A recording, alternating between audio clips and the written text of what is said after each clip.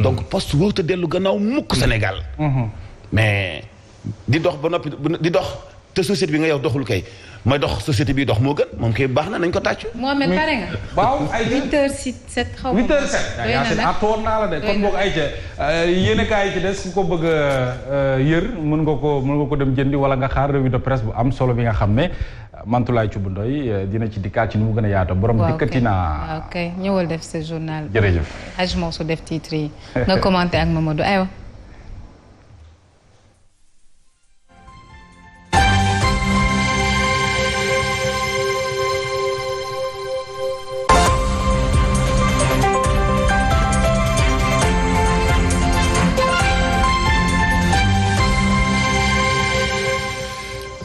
Zik FM Sen TV juróom-ñetti waxtu asalaamaaleykum li gën a fees si bopp xibaar yi fitna ji am foofee ci nawetaan yi ci diiwaanu Tëngéej ci diggante ñaari ASC Jawreen ak Giif am na kenn ku faatoog ñaar fukk yu am ay gaañu yi metti Mactar Ba nee na daañu jël ay motuwaay suspendre lépp loo xam nawetaan la ci Sénégal Benno Bokk Yaakaar xaalis ba ñuy campagne ci diiwaanu Kaolack daa jéggi dayoo ëpp na $1 milliard daanaka mooy li tax kii di Abdoulaye Guèye mi jiite ànd nawle ni dafa ñaaw dëkk bu mel ni Kaolack la fa ne ci chômeur na dëkk ba ndóole na dëkk ba xayadee ngay jël boobu la xaalis di ko campagne mooy ñàkk nawloo askan wa ngay campagne sport dinañ ci ànd ak Baye Mante Mboup yéene kaay yi lañ koy ndax keppeek Mantoulaye Thioub Ndoye ni skis from fàcc gi ak Mohamed Babacar Diop. Voici Trafic News. Allô oui Yacine. waaw foo nekk. Voilà merci beaucoup sans vrai que nous sommes passés au niveau du rond-point c'est foofu la xaar leen fa beaucoup de lenteur pour ñi nga xam ne ñoo bay ko sur les allées du camp pénal vers le rond-point Liberté 6 naka noonu aussi sur le tronçon ralliant Liberté 5 jàpp Liberté 6 foofu la aussi ndànk ngeen di progresser dans les deux sens par contre sur les allées du camp sur les deux voies front de terre ñi nga xam ne ni ñoo bay ko Liberté 6 jaaree ko nag xaar yàlla foofu la fa de signalisation yi moo leen di xaarloo bu ko defee nag intersection bu Cité des Eaux foofu la aussi faa ngeen patienté takk deri ñoo fa nekk bloqué ñenn ñi ngir rek ñeneen ñi aussi daal di mën a wéy seen circulation ñun nag foofu la ñu bay ko sax daal di tàllal rek wutali donc l'échangeur bu an précisément rond-point sortie de Maristes foofu la aussi xaar leen fa des lenteurs tout autour du rond-point ndax fi nag wat yu bëri ñoo fay transité ba tax na yéex na laata ñuy dépassé rond-point bi naka noonu aussi ñi nga xam ne ñoo choisir axe bi nga xam ne moo leen yóbbu di côté donc l'échangeur bu fi nga xam ne moo nekk boulangerie Kappa laata ngeen dépassé service technique foofu la aussi yéex na naka noonu aussi sur l'autoroute foofu la aussi wat yu takku neen lool concernant ñi nga xam ne ni ñoo bay ko du côté Patte d'Oie sortie péage wala sax ngeen génne du côté de Cambérène jaaree ko nag école Mariama Niass vers l'échangeur daan foofu la yëpp ndànk ngeen circuler pour le moment Yacine Seck. C'était Trafic News. Merci beaucoup Papa Aliou Cissé aywa ñu jàll ci développement bi. xibaar yi Yacine dañu koy faram-fàcce ak drame bi ñu nemmeeku wi def benn nit wi ci faatu ak ay blessé grave ci altine gi jëm ci stade Ngalandou Diouf ci Rufisque ci demi-finale ganu fa doon jongonte ak zone 3B yu nga xam ne mi ngi doon opposé ASC Thiawlène ak ASC Gif mu doon ak ndaje yu nga xamante ni li ko dakkal bokk na ci ay violence yu ñu fa nemmeeku ci ab penalty yu ñu accordé équipe Gif ba mu ko dugalee ci la xëy na ña beneen équipe ba la xolam neexul ñu daal di yëngu bu baax a baax fexe daal ba benn mur daal di affaissé foofu ginnaaw bu xonte yu doy waar ya fa am loolee nag tax benn nit faatu ci ak blessé yu garaaw jëriñ gi ñu dénk wàllug tàggat yaram moom Matar Ba daal dinay réagir ci mbir moomee wax na ne jamono ji moom ay mesures fermes jël nañu ko ci dakkal activité nawetaan yooyu ci saison bi la ngir ñu xool ana yan yoon la ñu mën a jaar justement ngir rek andiwaat li nga xam ne wala sax jubbantiwaat secteur bi di nawetaan dikkaat nañ ci sànq ba léegi ci nu mu gën a yaatoo ci biir xibaar yi dañuy wax ci leneen wax ci stratégie nouvelle contrôle maladie yi nga xam ne lu nu koy sabab yi du leen lu dul renforcer andi ay tontu jëm ci épidémie yi nga xam ne ñu ngi koy nemmeeku ci Afrique ak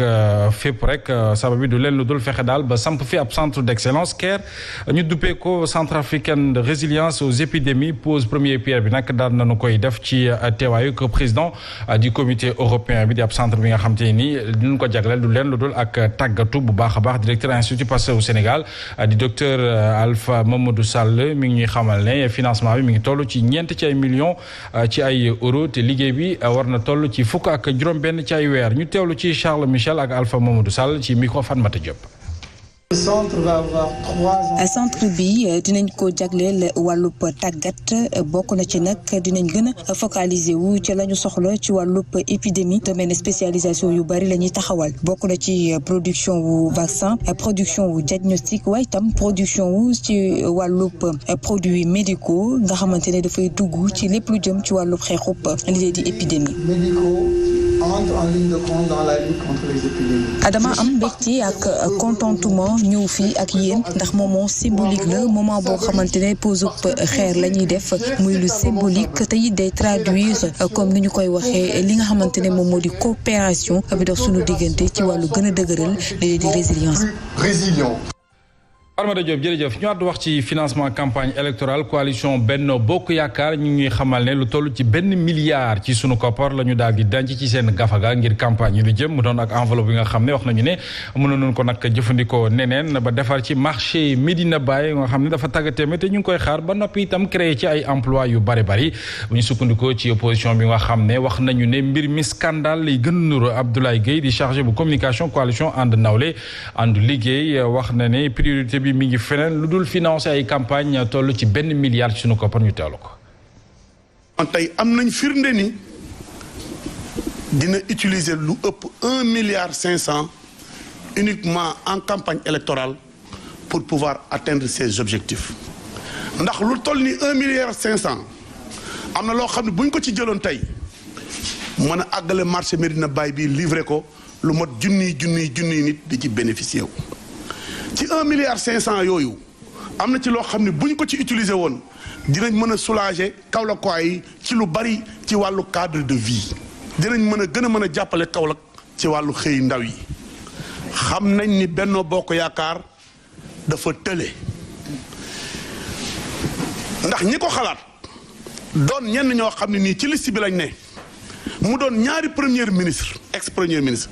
ne da ngay utiliser lu toll noonu ci xaalis uniquement pour mën a jëlaat kii bi ñooñu tey jii nii mënuñoo yore dëkk. non balaataa ñu ñëw ci commentaire bi waa Benno Bokk Yaakaar ak seen cellule de communication moom andi nañu ay weddi ci yooyu lekk tuuma wax nañu ne seenu campagne bi mën nañ ko xayma ci koppar li ñu ci dégagé ci $200 ci ay millions képp $200 millions jëm ci communes yi yeneen $100 millions ci département yi Mamadou Fofana $1 milliard lañ leen tuumal ne moo di seenu gafaga moom la ñu denc en tout cas ci campagne bi donte weddi nañu ko. xam naa daal tous les moyens sont bons moom pour gagner une élection am na amul ça reste à voir mais li ci mënti am je crois que war nañ mën a am quand même xalaat yeneen lu dul jël $1 milliard naan da nga koy dugal ci ay élection duma leen ko nag bañal mun na am mu nekk mais je crois toll nañ foo xam ne war nañ mën a dépasser lu ñuy tuddee ay achat de conscience ak yooyu parce que buñ nee $1 milliard nañuy jël mais $1 milliard sax boo ko bëggee séddale ci Sénégal gi daanaka matul dara je crois peut-être ay wax la yoo xam te ne nii ñoom seen bopp weddi nañ ko seen bopp wax nañ li nga xam ne moom nañuy joxe mais li ci mënti am $1 milliard moom waruñu ko jël naan dañ koy yóbbu ci ay élection c'est impensable. mu mel ni kon chiffre yi am na ak wuute ñoom $1 milliard la ñu wax waaye ñee andi nañu tontu ne $700 millions. kuy dem campagne doon yóbbu xaalis. amul ban parti opposition mooy xëccoo fu mel ni Kaolack te doo am xaalis boo campagne. mënut a nekk affaire bi du foofu bon je pense li jaadu woon ñoom nañu continuer ci li ñu nekk yéen nit ñi conscientiser leen xamal leen ni xaalis du campagne. xamal leen ni. comme ni mu ko waxee ci benn parti ci waxam xaalis bi mënoon na am faneen fu mu dem ku am vision di nga def telle réalisation mais bugguma accusation bugguma firnde Mohamed Diop jënd na parfum jënd na lii parfum bi muy xeeñ 20 000 lay jar bi muy xeeñ ñi 50 000 lay jar te xawma lu ne ci poche Mohamed loolu wax bu wóorul la bu may laaj am réew man tam bu la may laaj localité damay fexe man tam ci sama ay propos tegu ci dëgg mais bu fekkee li may wax mënuma koo assurer mënuma ko firnde itam ña am xel ci dëkk ba daañu am doute ci yow itam parce que li ngay wax fan nga ko teg donc campagnal yéen nit ñi ci xel ak xalaat mais vraiment bañu accuser ci loo xam teguwul fenn li wér mooy amul benn parti au pouvoir buy dem campagne te duñu la jox ndëgër laay loo campagne Kaolack Fatick Tambacounda Guédiawaye Pikine Dakar mënoo fexe ba seen i candidat seen poste du ñu duut ak xaalis parce que campagne moo laaj xaalis te local yi nag test la ci 2024 test la ci 2024 te muy lu wër Hadj Mansour ca jamono jooju sax ca Grand Yoff moom candidat coalition Benno Bokk Yaakaar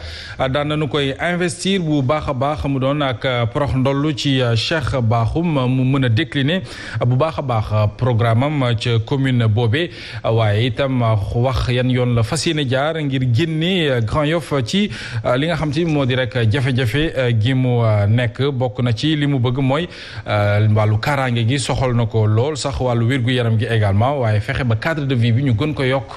Grand Yoff gën a neex a xool Cheikh Bakhoum ñu teewlu ko ak Alassane Balde. Grand Yoff tey pour nga jàng fi il faut nga am xaalis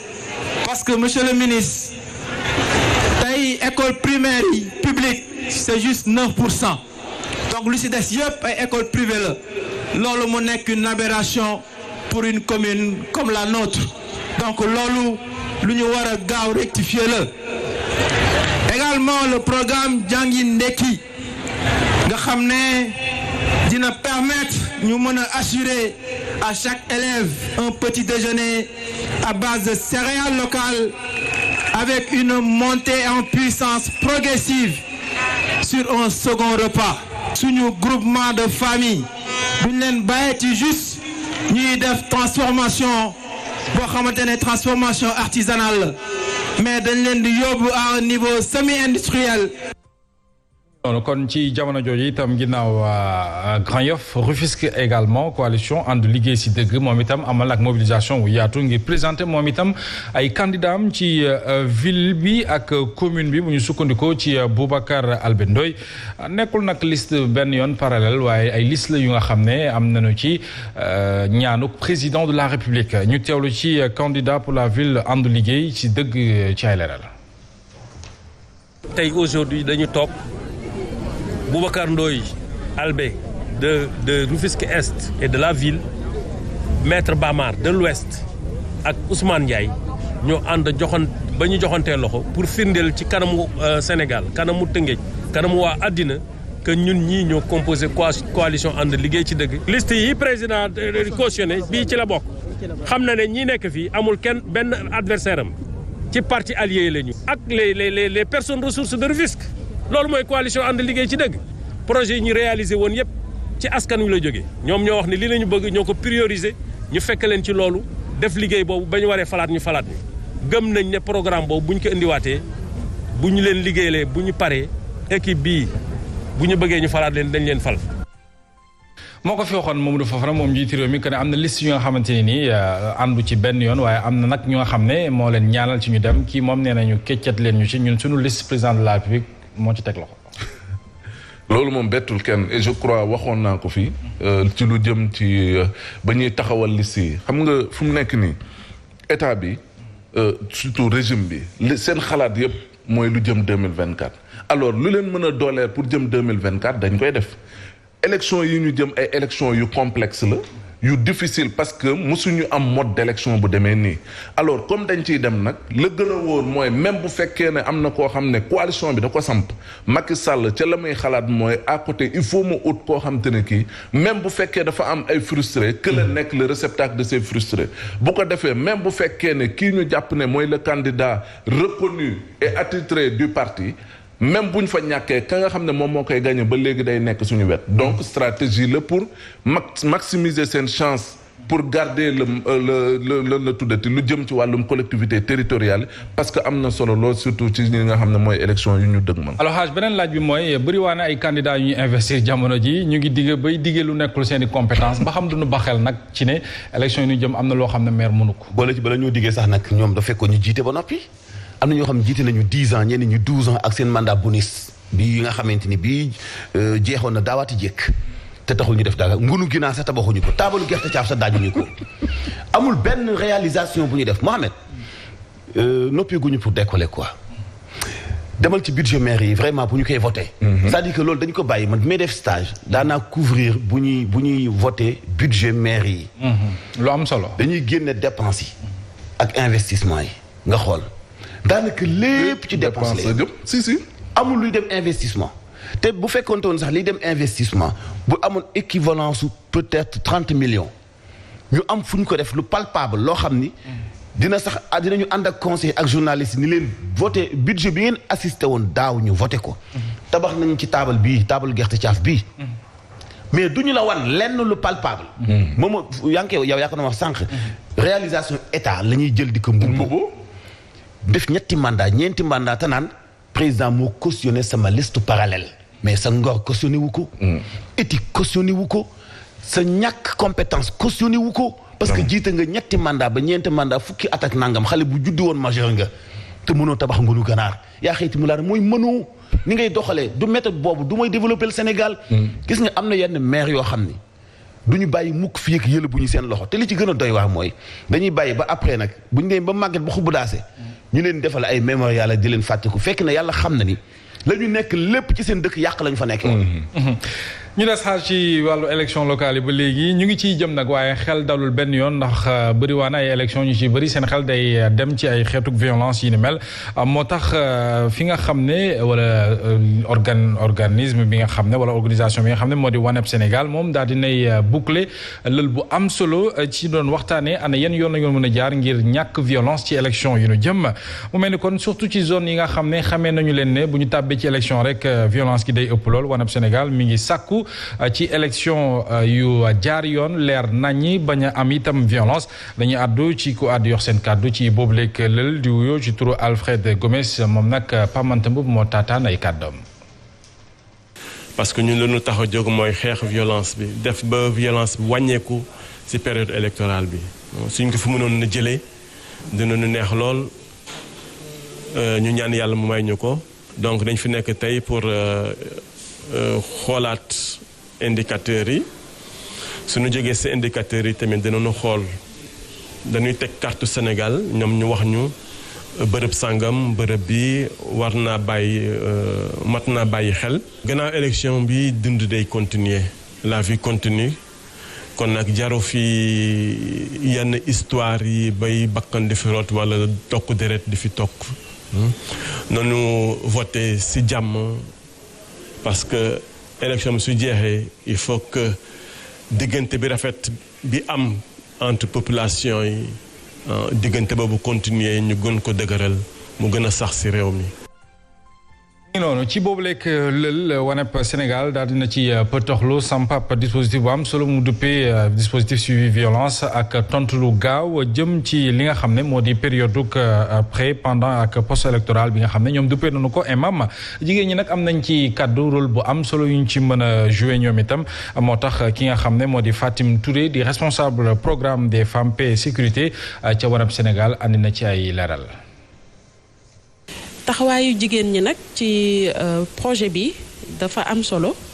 parce que ñun ak suñu bailleur di Union européenne dañu assigné wu benn mission ne au moins dinañ fexe bu mënee néew ba néew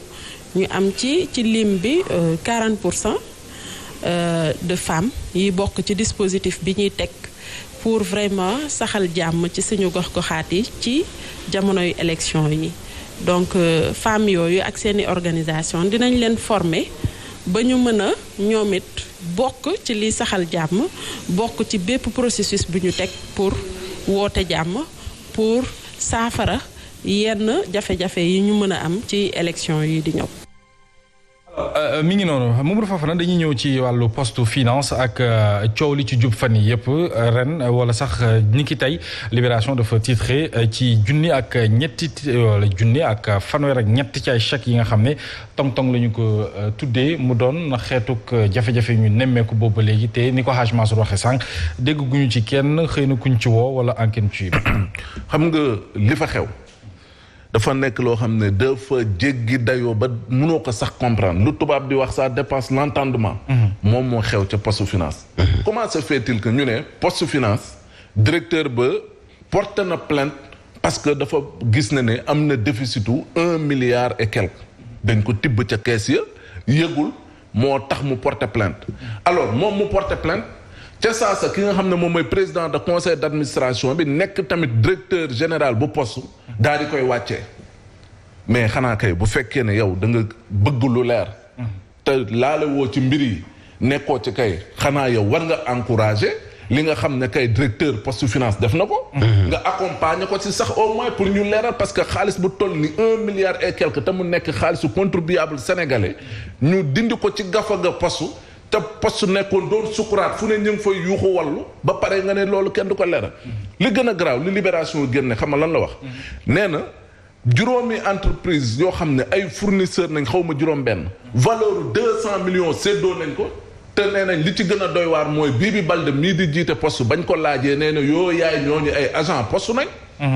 mais kon ñun bañ Sénégal nañ nekk. poste dañ ko bëgg a jàppee nii lan rattukaay. meew la fa nañuy dem di rat Siré Dia jaar na fa. chaque jour mi ngi à couteau tiré ak les travailleurs. fa mu mujj mooy dañ doon dénoncer li nga xam ne moom gestion am. parce que dugal na fa waa Thiès yu dul jeex. clientélisme politique bi nga xam te nii poste moom la fa nekkee au détriment ci ñi nga xam te nii am nañ compétence la président waroon mooy Bibi Baldé mi ca saasa nañ ko waroon wàcce parce que lii c'est des révélations yoo xam ne scandaleuses yoo xam ne kenn mënu ko comprendre ci nii nga xam ne noonu nañuy ŋabbee yenn société Sénégal yenn société yi nga xam ne sénégalaise la tout à fait surtout poste bi nga xam ne ñun yaakaar nañ ne waroon na di mën a dox di jël tey ay nit di leen liggéeyloo mais di participer ci li nga xam ne moom mooy économie Sénégal mais malheureusement ay pillages encore des pillages toujours des pillages nañ fas yéene dund et c'est vraiment dommage bokk na li libération feeñal mooy ay chèques yi nga xamante ne ni ay signature falsifiée la ay yi nga xamante ne ni feeñ na itam ay nit yi nga xamante ni sax danoo faatu bénéficier na noonu ci yooyu la chèque. mais li fa am dafa scandale bu jéggi dayoo. mais dañuy laaj Abdoulaye Bibi Baldé est-ce que moom poste moo ko moom est-ce que moom moo ko moom wala société nationale la parce que nekkul ni coor mi dong moo nekk première victime moom ki mu yàggu fa. ki mu fa remplacé moo jëkkoon a souligné lu mel noonu mu dàq ko ci poste finance moom itam ñëw oui kenn du wax non coor yàggu fa de am na ku mu jëkkoon dàq laataa coor xaw ma un certain Bassirou sant bi moo may échappé mais man présenté naa loolu jàllale naa ko journal maa ngi koy fàttaliku yàggul donc coor yàggu fa mais coor li mu def ñëw na gis ay xaalis yu ñu génne lu ëpp milliard mu ni lii lan moo ko génne ñu dañ ko leble ku ngeen ko lebal ak lu koy justifié ñu ni ay chèques yi ñoo koy justifié d'accord ñoom ay chèques la ñu garanti nañ yoon suñu seen ay compte parce que chèque bu fekkee compte ba amul xaalis amul njëriñ aw këyit la mu ñu mën a jàppee baraada di ko ataaya mën ko lu tax ma ko fi waxee loolu mooy sabab bi coow lay tàmbali ci jamono joo xamante ni bii poste sëngéem na jamono joo xam ne poste tey moo waroon a gën a dox ci société yi nekk Sénégal parce que moom bokk na ci société yi am école de poste di tàggat ay agent wu boppam ñu am compétence ñi fay liggéey ñëpp moo leen di former boppam jël leen jamono fi mu toll tey ci wàllu technologie bu fekkee am na ay société privée ay yóbbul maak ay yóbbanteeg ay DHL di devancer poste bu Sénégal nga xam ne ñi ko yor dañu koy caxate di ko noncé mais li ñu mënta muñ moom bu dàqee sax directeur am d'accord moo xam mais directeur bi dani li tax ñu dàq ma li ma feeñal mooy sàcc gi am na ci. léegi moom Abdoulaye Bibi Baldé dañ naan ko càcc googu feeñalal ñu ko. ñu andi ci ay leeral. parce que poste gis nga Mohamed. gis nga nit ñi bu ñu fooyee nit ñi ci wàllu politique. yow doo jàng nekk cadre poste ay cadre ñoo fa nekk di liggéey di ay kilifa di ay responsable ku ne mën a doxal kër ga. man ma nekk benn politicien xëy un bon jour ñu def ma directeur de poste. ma ñëw di bajantu ci kaw ñi am xam-xam. di bajantu ci kaw ay kilifa. mel ni kuy wax ak ay xale. te am ay père ak ay mère de famille ñu fooyee suñu société yi ba nga xam ne mais poste finance bu dee poste dee na lan moo ubbee tuuti léegi nag est-ce que dañ koy bàyyi mu jàll te gis nga li ci doy waar Mohamed presse bi ñu ëpp dañ cee sëgg waxuñu presse bi joxuñu plateau joxuñu ay tribune liggéeykatu poste yi man maa ngi lay interpeller Mohamed maa ngi interpeller képp ku am émission invité leen kilifa yi jiite ay syndicat ci biir poste ñu leeral càcc gi nekk biir poste parce que sénégalais dañ ko war a xam absolument ñu continuer itam dénoncer ce qui se passe à la Sénélec Sénélec tamit bàyyi nañ ko mu jàll te du dëgg du yoon boo defee sa installation ba noppi électricien def ko nga dem bëgg a def demande dañ la yebal beneen bureau nga dem ci bureau boobu yeneen électricien ñëw ne dañuy xool ba xam baax na wala baaxul causuel bu baaxul ñu demandé waat la beneen xoolaat boo xam ne da ngay ñëw fayaat pour ñu demaat xoolaat mais da nga may jaay courant am na installation mais ñëw yónnee ñu fa daan yónnee ñu ñëw xool kan moo ne ci ginnaaw loolu gis nga arnaque gi société nationale yi di arnaque sénégalais yi mel ni ñoom duñu ay sénégalais bépp directeur bu ñu fal fii ak amoo planification ci wàllu càcc. doo foog nga ne yow neexaloo nguur. foog nga ne yow dugaloo xaalis ci poche nguur te xaalis boobu noonu gis nga ñoom ñi nekk ci kaw tetu société yi tey privilège yi nga xam ne kilifay Senelec am nañu ko bu ñu ko wàññi woon société bi dox. ñun xam nañu la fa xew. directeur bi ñaata la am. xam nañu la fa xew directeur boo xam ne bu faloo fenn moo ñëw daggal boppam salaire. mais yëgoon ngeen fi la amoon ci intérim bi amoon ci Dubai Port World. coow loolu fàttewuñu ko fi xanaa. Sénégalais bi moo jëkk a nekk noonu Sénégal. moo jëkk a nekk noonu nattangoo Sénégal bi mu bëggul mu avancé mais li nekk poste moom interpellé naa leen ci yéen ñi def ay émission ak ñeneen ak ñeneen taxaw leen ci thème Mouhamed pour yëf yi leer ngeen invité syndicalistes yi ñi dénoncé càcc gu métti gi nekk poste. c'est clair te loolu sax jeexital yi mën naa doon ba rey entreprise yu Sénégal yëpp Hadj Mansour lu am solo la ñu wax ci leneen wooye la xibaar yi ñaari at ginnaaw ba nu ko tëjee aéroport Cap Skirring daal dinañu koy ubbiwaat ba mu sax tàmbalee di dox réhabilité nañu ko bu baax a baax état bu Sénégal nag moo fa jaar di ab infrastructure bu am solo yi nga xam ne daal nañu koy dallu ci week-end wi mu doon sax ak porox ndollu ci vol bu njëkk soxal vol international bu jógee ca France mu daal di fay wàcc dañu ciy teewlu directeur bu AIBD di Doudou Ka ci ay leeral. port bi ñaari at ubbiwul tey ñu mun ko ubbi si liggéey bu nekk ñaari weer ak fukk ak juróomi fan mu nekk loo xam ne guléet la si domaine aéroportuaire tey gis ngeen avion roplaan bu mag bii bu fi ñëw nga xam ne si aéroport yu mag la jóge ñëw si beneen aéroport bu mag tey fi donc loolu mooy ambition président de la République Macky Sall mu ne day jël suñu gox suñu dëkk bi mu nekk selebe yoon avion te selebe yoon yooyu si ay gox lay nekk mu nekk Dakar mu nekk Cap Skirring mu nekk Tambacounda mu jël ay dëkk ay gox mu ne selebe yoon yi juróomi gox yi la ba pare mu ne ñaareeli selebe yoon bi si roplaan day nekk fii Cap Skirring donc gis-gis si président de la République boobu ñun moom la ñu nekk di mettre en œuvre. dañu des ba léegi ci bët saalumuk réew mi ak coopération intercommunale bu am solo nga xam ne ñu ngi koy togg te yàq rek ci des ngir lu soxal wàllug déchets yi nga xam ne soxal nag yorin wi ak ŋàbbin wi yan yoon lañ war a mën a jaar ba mën koy ñoŋal ci altine gi am ndaje bu am solo amal nañu ko ca Ziguinchor ak élus locaux yi waaye itam autorité administrative yi ak responsable surtout ñu ngànk boobu le projet de promotion gestion intégrée jëm ci wàllu économie déchets solides du Sénégal Promojet directeur Promojet nag dikkaat na bu baax a baax ci solo suk boobu lekk projet ak surtout comme coopération intercommunale Ibrahima Diagne lay wuyoo ñu teelu ko ak Abdourahmane Diallo. taxawal fi ay infrastructure yu am solo yoo xam ne nekk ay usine mbalit yoo xam ne day jox solo mbalit bi donc mbalit bi dootu ñu ko gisati lu bon mais dañ koy transformer mu nekk matière première mu mën a jur quand même koom-koom mën a indi aussi ay xëy. donc loolooy jublu projet bi tey nag ñu ñëw pour waxtaan ak communes yi si nan nañ leen mën a gunge pour ñu lënkaloo mën a ànd seen biir taxaw lu ñuy woowee ay structure intercommunale parce que commune bi su demee moom kese mënul am moyen pour mën a gérer mbalit il faut que communes yi lënkaloo si loolu nañ leen di waxtaan ak ñoom proposer ay charte intercommunale bi nga xam